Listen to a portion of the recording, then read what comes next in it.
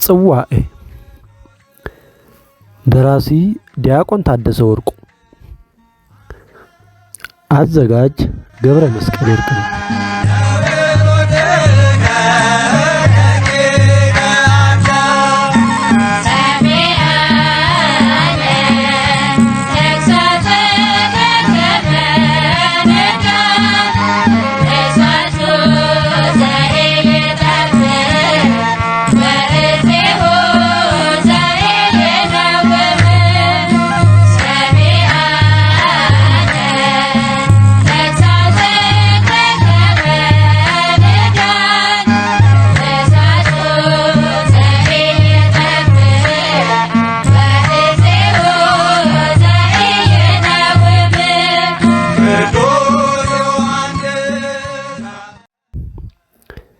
ክፍል 12 ጳጳሱ በቤተ መንግስት ህዝባዊ አመጹን ተከትሎ በአንጾኪያ አደባባዮችና ጎዳናዎች ላይ የቆሙት የንጉሠ ነገሥቱ የእናቱ የባለቤቱና የልጁ ሐውልቶችና ምስሎች በአመፀኞች ወድመዋል ብለን ተነጋግረናል። የሐውልቶቹ ምስሎች ስብርባሪዎችም ጎዳና ለጎዳና ተጎትተዋል። ከዚህም በላይ በአመጹ የተሳተፉ አንጾኪያውያን ንጉሠ ነገሥቱንና በሕይወተ ሥጋ የሌላቸውን ወይም የሌለችውን ያልኖሩትን ባለቤቱንና ክብረ ነክና አዋራጅ በሆኑ ቃላት ተሳድበው ነበር።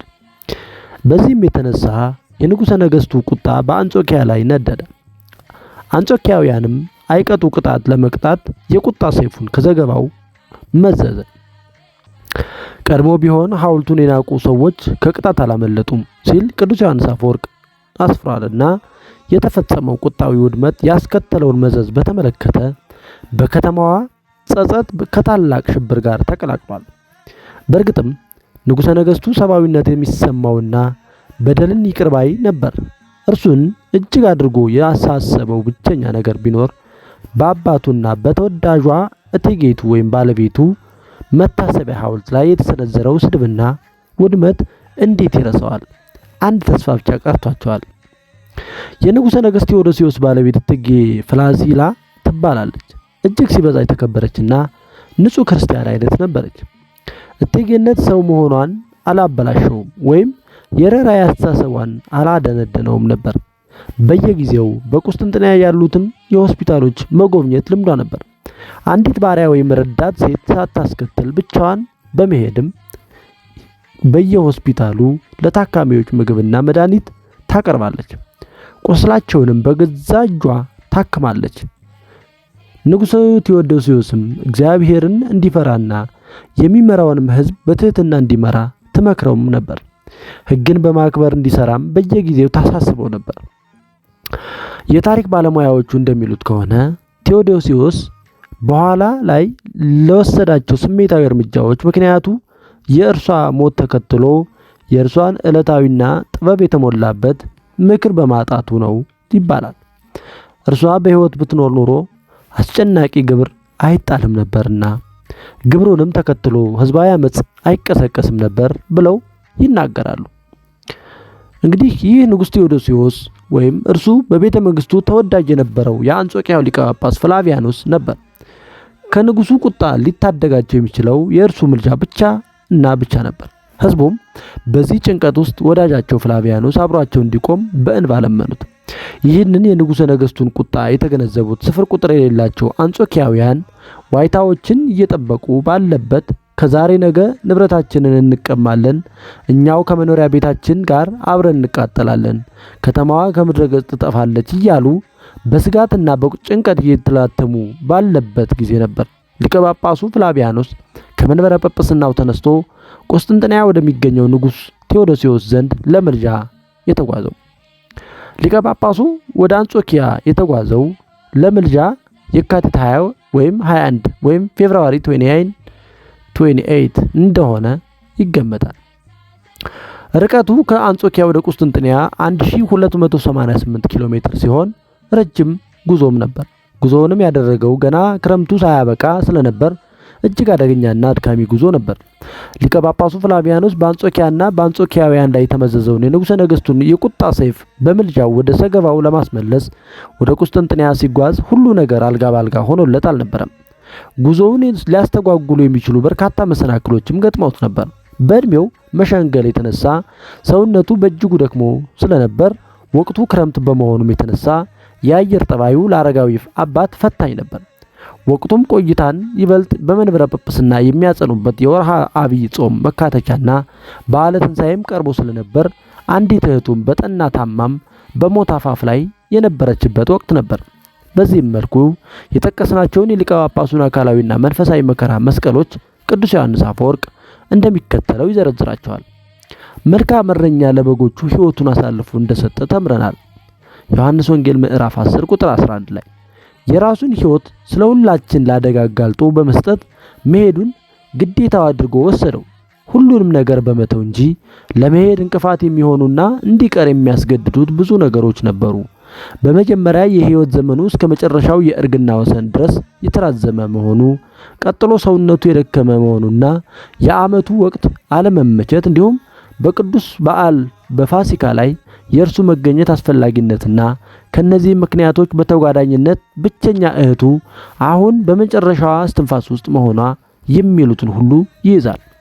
እርሱ ግን የዘመድ አዝማድ ትስስርን፣ የሽምግልናና የዕድሜን ጉዳይ፣ የሰውነት ደካማነትን፣ የወቅቱንም ከባድነት እና ምቹ አለመሆን፣ የጉዞውን አድካሚነትና ሁሉን ወደ ጎን ትቶ አንተንና የአንተን ደህንነት ከምንም ነገር በላይ መርጦ እነዚህን ሁሉ ገቺዎች ሰብሮ ወጥቷል። ልክ እንደ ወጣትም ሽማግሌው አሁን እየገሰገሰ እየመጣ ነው። በቀናይነት ክንፉም እየበረረ ነበር። እነዚህ ሁነቶች ሁሉ ለይቅርታና ለምህረት ጥየቃ ወደ ቤተ መንግስቱ የሚያደርገውን ጉዞ የማስተጓጉል አቅም ቢኖራቸውም ከሚመራው ሕዝብ ፍቅር አልበለጡትም። ሐዋርያት ከአክብሮታቸው ከተማ ደህንነት አላቆሙበትምና ወይም አላወቁበትምና አላቆሙበትምና እርሱን ያገኙት መከራዎች በአንጾኪያና በአንጾኪያውያን ላይ ከሚደርሱት መከራዎች ሁሉ አንሰው ተገኙ። ረጅሙንና አድካሚውን ጉዞ በጽናት ተቋቁሞና የተጠቀሱትን መሰናክሎችን ሁሉ በሃይማኖትና በክህነታዊ ኃላፊነቶች በመጋፈጥ ቁስጥንጥንያ ወደሚገኘው የንጉሠ ነገሥቱ ቤተ መንግሥት ውስጥ ለተማጽኖ በንጉሱና በመኳንንቱ ፊት ቆመ። ቅዱስ ዮሐንስ አፈወርቅ እንደገለጠው መነኮሳቱ ስለ አንጾኪያና ስለ አንጾኪያውያን የሚመጣውን መከራ ለመቀበል ተዘጋጅተው እንደነበር ሁሉ ሊቀ ጳጳሱም በወቅቱ ስለ ከተማዋና ስለ ከተማዋ ነዋሪዎች ደህንነት ራሱን አሳልፎ ለመስጠት ዝግጁ ነበር ብሎናል። ንጉሱ ይቅርታ እንዲያደርግ ማሳመን ቢያቅተው የገዛ ነፍሱን ስለ ብዙዎች አሳልፎ ለመስጠት ቁርጥ ሕሊና ላይም ነበር ብሎናል። ወደ ቁስጥንጥንያ ሲያመራም ይህንን ሁሉ ጸዋትወ መከራ ለመቀበል ተዘጋጅቷል። ፍላቪያኖስ በዚህ ሕሊናዊ ዝግጅትና ጽኑ መንፈስ ሆኖ በአንድ በኩል አንጾኪያውያንን እየደረሰባቸው የነበረውን መከራ አብሯቸው ሆኖ ባለማየቱ አንጀቱ እየተላወሰ፣ በሌላ በኩል ደግሞ ሰላማዊቷ አንጾኪያ የሁከትና የጭንቀት መዲና ወደ መሆን መለወጧን አስቦ እንባ እየታጠበ ወደ ቁስጥንጥንያ ተጓዘ። ቅዱስ ዮሐንስ አፈወርቅ ይህንን ጥልቅ ሐዘኑን በአንጻረ ካህናት ሲገልጥ ርኅሩሃን ካህናት የልጆቻቸውን መከራ ማየት ሳይችሉ ሲቀሩ እጅግ ያዝናሉ በማለት ነበር። በዚህ መልኩ እየተጓዘ ሳለ ድንገት በመንገድ ላይ ከንጉሠ ነገሥቱ የምርመራ ቡድን አባላት ጋር ተገናኘ። እነርሱም ከተማዋንና ሕዝቧን ለመቅጣት እንደተላኩም ነገሩት። የሰማው ነገር ጆሮውን ጭው አደረገው፣ የልቡናውን ሐዘን ጥልቅ አደረገው። የነገሩትም ከሐዘኑ የሚያጽናናው ሳይሆን ሐዘኑን የሚያበረታታው ነበር። በዚህን ወቅት እንባውም ከዓይኑ ላይ እንደ ክረምት ዝናብ ያለማቋረጥ ይፈስ ነበር። ዓይኑን እንባውን ከመጨረሱም የተነሳ እጅ ማጀት ጀምሮም ነበር። እግዚአብሔር አምላክም የንጉሠ ነገሥቱን ልቡና ለምህረትና ለይቅርታ እንዲያራራና ከተማይቱንም ከንጉሳዊ ቁጣ ቅጣት እንዲታደጋት በጾምና በጸሎት እየተጋ የንጉሠ ነገሥቱ መቀመጫ ወደ ሆነችው ቁስጥንጥንያ ከተማ ደረሰ። በከተማዋ መሃል ተንጣሎ ወደ ታነጸው ወደ ንጉሠ ነገሥቱ ቤተ መንግሥት በእግረ እርግና እየዘገመ ወይም እየሄደ ተጓዘ። በጉዞው ሁሉ አቡነ ቀሲስን አላስከተለም ነበር። አጀብም አላበዛም። ብቻውን ወደ ቤተ መንግሥቱ ዘልቆ በመግባት በንጉሡ ፊት ለተማጽኖ ቆመ። የተማጽኖውም አቋቋም ግን ልብን ይነካ ነበር።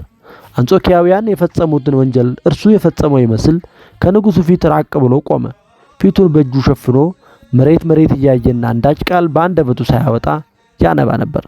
ትንሽም ቆይቶ እንባውን እያፈሰሰ በምድር ላይ ተፍደፍቶ ተማጽኖውን ለንጉሡ ያቀርብ ጀመር። ሊቀ ጳጳሱም አመጹ ከተማዋንና የከተማዋን ሕዝብ እንደማይወክል አመጹንም ያደራጁትና የመሩት ከከተማ ውጭ የመጡ ባይዳንና የጥፋት ቡድኖች እንደሆኑ በእነዚህም ጥቂት ወንጀለኞች የተነሳ ከተማዋንና በውስጧ የሚገኙ ሕዝቦቿን ማጥፋት እንደሌለበት የከተማዋም ሕዝብ ከደረሰባቸው መከራና ከሚደርስባቸው ቅጣት የተነሳ በሞትና በሕይወት መካከል እንደሚገኙ ከከበባቸው ጽኑ ፍርሃትና ጭንቀት የተነሳም የከተማዋን ለቀው እየሸሹና እየተሰደዱ እንደሆነ ለንጉሡ በእንባ አስረዳው። ዳግመኛም ንጉሠ ነገሥቱ ከተማዋን ክርስቶስ ያከበራት ሐዋርያት ለመጀመሪያ ጊዜ ክርስቲያን ተብለው የተጠሩበት ቅዱሳን ሐዋርያት ማረፊያና የወንጌል ማዕከል የነበረች ይህ አይነቱን ሕዝባዊ አመጽም ሳታስተናግድ በታሪኳ ለመጀመሪያ ጊዜ መሆኑን ተገንዝቦ በንግስናውም የመጀመሪያዎቹ ዘመናት ለከተማዋ ያደረገውን መልካም ነገሮች አስታውሶ ለፈረሱት ሐውልቶች ምትክ ሌሎች እጅግ የተዋቡ ሐውልቶችን ማቆም እንደሚችል ተረድቶ ይቅርታ እንዲያደርግ ጠየቀው። ከዚህም በላይ ደግሞ ለአንጾኪያና ለአንጾኪያውያን መተላለፍ ምህረትንና ይቅርታን ቢያደርግ ሕዝቡ በነሐስ ወይም በወርቅ ወይም በከበረ ዕንቁ ያጌጠ ሐውልት ሳይሆን በልቡናውና በሕሊናው ሐውልት እንደሚያቆሙለት ለንጉሠ ነገሥቱ አብራራለት። ይቅርታና ምህረት ማድረጉ በሰብአዊ ርኅራኄ እንዲያጌጥ እንደሚያደርገውና ይህም መልካም ስራው በሚመጣው ትውልድም የይቅርታና የምህረት ተምሳሌት አድርጎ እንዲታወስ የሚያደርገው ስምዐ ሐውልት እንደሚሆነውም አከለለት። ንጉሠ ነገሥቱም ይህንን ሁሉ የተማጽኖ ቃል በትዕግስትና በአንክሮ ካዳመጠ በኋላ ስለ ሕዝቡ በደል በምድር ተደፍቶና በእንባ ታጥቦ እየተማጸነ ወደሚገኘው ሊቀ ጳጳስ ቀረበ። ቀረብ ብሎም ከተደፋበት እንዲነሳ ግድ አለው። ከዚህም በኋላ የሚከተለውን ቅሬታውን ለሊቀ ጳጳሱ መግለጡን ቅዱስ ዮሐንስ አፈወርቅ እንዲህ አስፍሯል። ታዲያ እንዲህ ሊያደርጉኝ ይገባ ነበርን? ይህንን ያህል እስኪቃወሙኝ ድረስ ምን አበደርኳቸው? ይብዛም ይነስም ቅሬታ ካላቸው ከኔ አልፈው ሙታንን መሳደብ ይገባቸው ነበርን? ቂም በቀላቸው በሕይወተ ሥጋ ባሉት ብቻ አይበቃም ነበርን? ነገር ግን በመቃብር ያሉትን ከመስደብ ውጪ ሌላ ምንም ያደረጉት ትልቅ ነገር የለም። ምናልባትም እነርሱ እንዳሰቡት በድያቸው በሆን እንኳን በእውነት ምንም ያልበደልኳቸውን ሙታኑን ሊተዋቸው በተገባ ነበር። እኔን በሚወቅሱበት መንገድ እነርሱንም ሊወቅሷቸው አይችሉምና ከሁሉም ይልቅ ይችን ከተማ አላከበርኳትምን? ከትውልድ ቀዬ በላይ አድርጌስ አልቆጠርኳትም? አንጾኪያን መጎብኘትስ የዘወትር ጸሎት ያልነበረምን? እንዲህ እንደሚያደርግስ ለሁሉም ቃል አልገባሁምን? ንጉሠ ነገሥቱ በአንጾኪያውያን ላይ ያለውን ቅሬታ በዚህ መልኩ ሲዘረዝር ሊቀ ጳጳሱ ከዓይኑ በሚፈሰው ትኩስ እንባ ፊቱ ተጋርዶ እየተንሰቀሰቀ ያዳምጠው ነበር። የፍላቪያኖስ የፍትሐዊ ሰውነትና ሕሊና የንጉሠ ነገሥቱን የምሬትና የብሶትን ንግግር መሸከም አልቻለም ነበር። ይህንን ወቅት እርሱ ዝምታውን ሰብሮና በረጅሙ ተንፍሶ መናገር ጀመረ። በንግግሩም የንጉሠ ነገሥቱ የምሬት ንግግር በአንጾኪያውያን ወንጀል ከፍ እንዳደረገው ለከተማዋ ተደጋጋሚ ፍቅር እንዳሳየና ይህም የማይካድ ሐቅ መሆኑን በእርግጥ በርካታ በጎ ተግባራትን እንደፈጸሙላት ከተማዋ በአጋንንት ተታላ አጥብቆ የሚወዳትንና የሚራራላትን ንጉሥ እንዳስቆጣችና እንደበደለች ሕዝቧም ውለታ ቢስ እንደሆኑ ተናገረ። ለዚህም ጥፋታቸው ቅጣት እንደሚገባቸውና ለጥፋታቸውም ተመጣጣኝ ቅጣት እንደሌለ አንጾኪያውያን ከንጉሡ ቅጣት ይልቅ የከበደ ፍርሃትና ጭንቀት ላይ መውደቃቸው ሕዝቡም ጥፋቱን አምኖ ንስሐ መግባቱ እንዳለባቸው በንግግሩ ጠቆመ። ቅዱስ ዮሐንስ አፈወርቅ ትምህርት በእንተ ምክንያት ሐውልታት ትርጉም ላይ ይህንን ሁሉ ተናግሯል። በዚህ ንግግሩ ፍላቪያኖስ ንጉሡ ከተማዋንና ሕዝቧን ካልቀጣቸው ወይም ካልቀጣ አመጹም ወደ ሌሎቹ ከተማዎች እንደሚዛመትና የንጉሡም እንደሚናቅ አድርገው የሚያወሩለት ሰዎች መኖራቸውን አውስቶለት ነበር። እንዲህ አይነት ስጋት ጎሳሚ ሰዎችን መስማት እንደሌለበትና ለዚህም መስጋት እንደሌለበት ነግሮታል።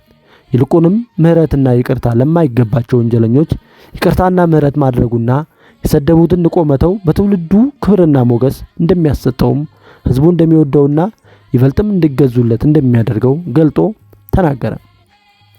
ለአንጾኪያውያንና ለአንጾኪያ ሕዝቦች ይቅርታ ማድረጉ በዕለቱ በሰው ልጅ የሚሰደበውንና በመሰደቡ ደግሞ ለሰዳቢዎች ሰማያዊ በረከቱን የማያቋርጠውን እግዚአብሔርን በግብር እንደሚመስለው ከተማዋንም ሆነ ሕዝቧን በዓይነ ምሕረቱ መመልከቱ ሕግጋተ እግዚአብሔርን መፈጸሙ እንደሆነና እርሱ ይቅርታ ማድረጉ እርሱም ለሰራቸው ኃጢአቶች ይቅርታ እንደሚያሰጠው ነግሮታል።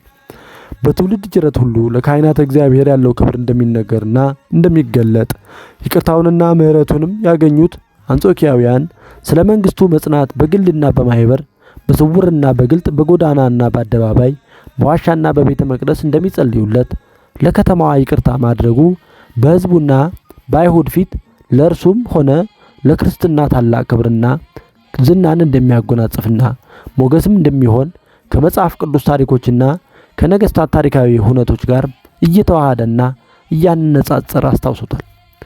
ሊቀ ጳጳሱ ፍላቪያኖስ ስለ ከተማዋና ስለ ሕዝቧ ደህንነት ንጉሥ ቴዎዶሲዮስን ማመጽን ብቻ ሳይሆን በአግባቡ አስጠንቅቆታል።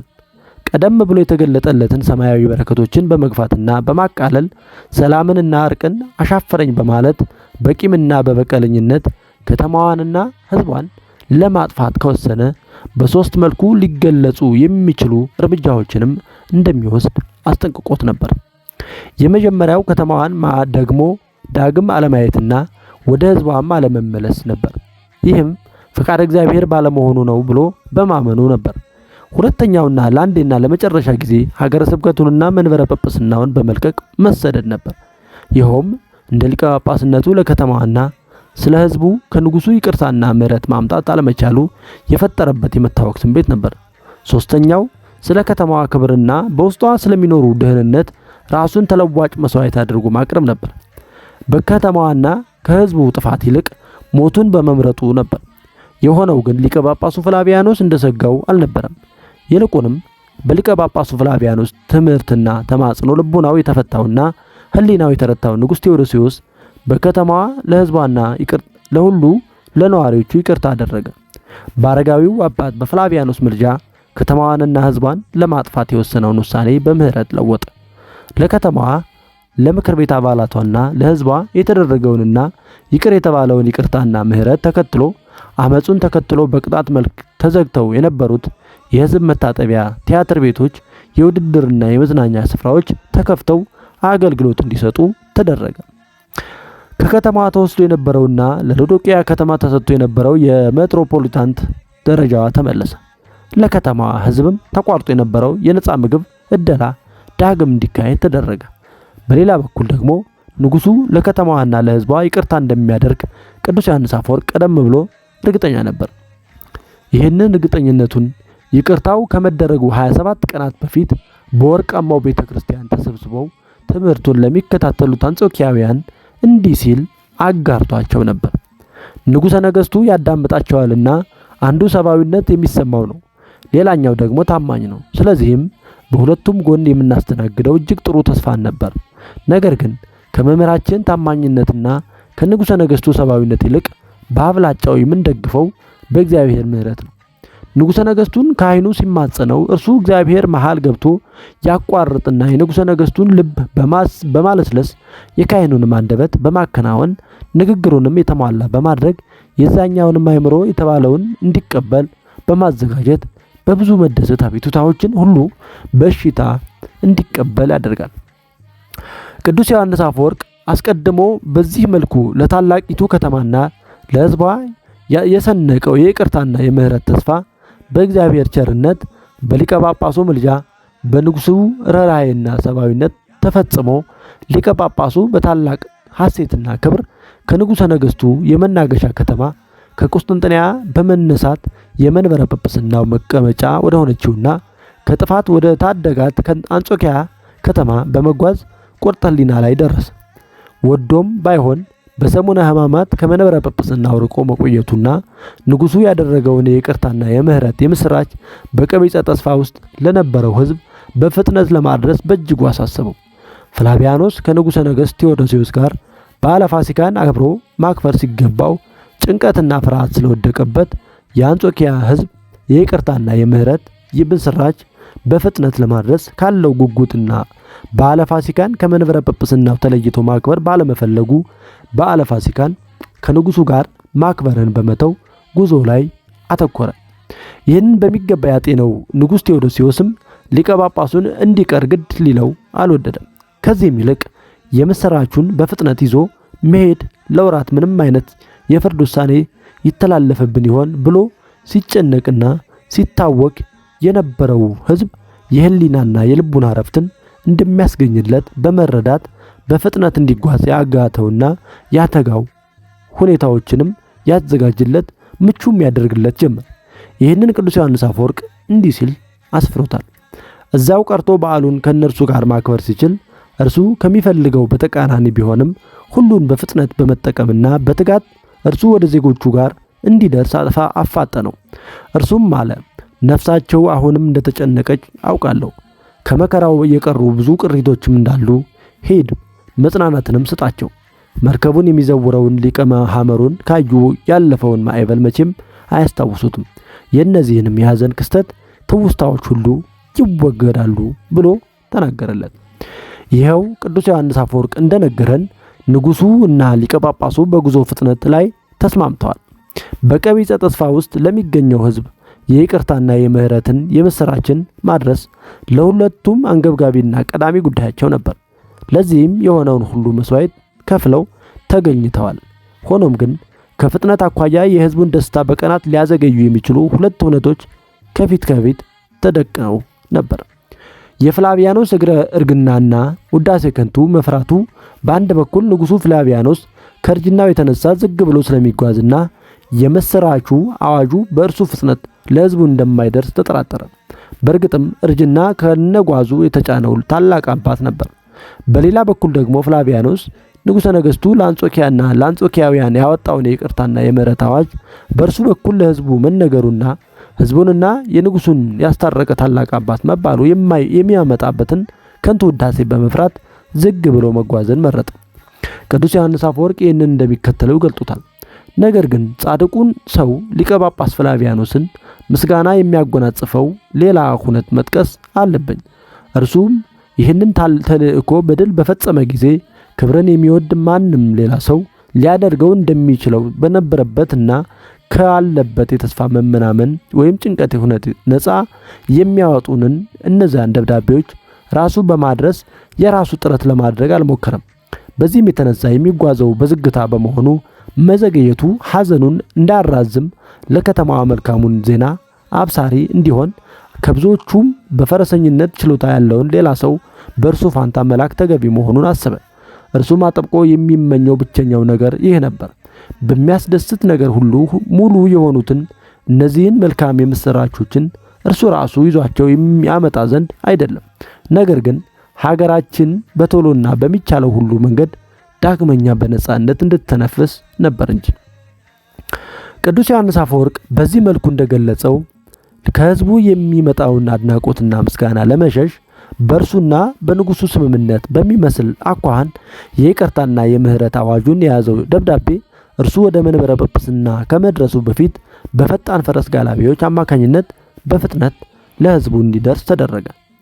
ሕዝቡም ከወደቀበት ፍርሃትና ጭንቀት ተላቆ መኖሪያ ቤቱን፣ ሱቁንና ልዩ ልዩ የመሰብሰቢያ ስፍራዎችን የአረንጓዴ ቅጠል ዝንጣፌ በማንጠፍ ልዩ ልዩ መዓዛ ያላቸውንና በህብረ ቀለማት ያጌጡ አበባዎችን በመነስነስና መብራትን በማብራት በዓል አደረገ። የተለያዩ ጣዕም ያላቸውን ምግቦችን እያዘጋጀ በመገባበዝ እንኳን ደስ አላችሁ እየተባባለ ይጠያየቁ ነበር። በወቅቱ እንዲህ አይነቱን ህዝባዊ ፌሽታ የተመለከተው ቅዱስ ዮሐንስ አፈወርቅ በዓለ ትንሣኤን ለማክበር በወርቃማው ቤተ ክርስቲያን ለተሰበሰበው ህዝብ እንዲህ ሲል መልእክት አስተላልፎ ነበር።